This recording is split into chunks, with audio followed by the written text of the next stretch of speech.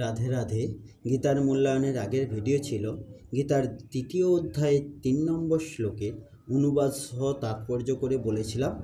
আর 4 নম্বর শ্লোক অনুবাদ সহ তাৎপর্য করে বলবো।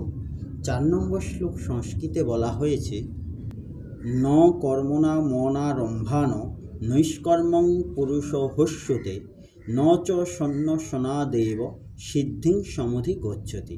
এর অনুবাদ হলো, কেবল কর্মের অনুষ্ঠান না করার মাধ্যমে কর্মফল থেকে মুক্ত হওয়া যায় না, আবার কেবল কর্মত্যাগের মাধ্যমেও সিদ্ধি লাভও করা যায় না।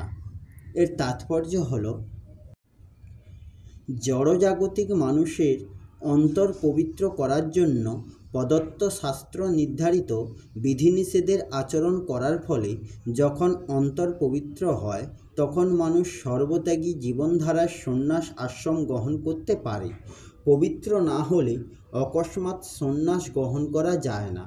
মায়াবাদী জ্ঞানীরা মনে করে সংসার ত্যাগ করে সন্ন্যাস গ্রহণ অথবা সকাম কর্ম পরিহার করা মাত্রই মানুষ তৎক্ষণাৎ নারায়ণের মতো ভগবান হয়ে যায়। ভগবান শ্রীকৃষ্ণ কিন্তু এই মত অনুমোদন করছেন না। অন্তর পবিত্র না করে সন্ন্যাস গ্রহণ করলে তা কেবল সমাজ ব্যবস্থার উপরাতেই সৃষ্ট করে।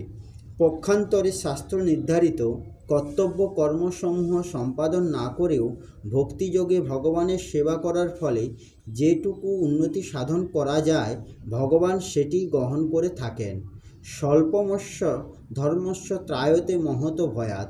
এই ধর্মের স্বল্প আচরণ করলেও জড়জগতে মহাভয় থেকে ত্রাণ পাওয়া যায়। এই হলো গীতার তৃতীয় অধ্যায়ে 4 নম্বর শ্লোকের অনুবাদ সহ তাৎপর্য। আসবো পরের ভিডিওতে। রাধে রাধে। জয় শ্রীকৃষ্ণ। জয় গীতা।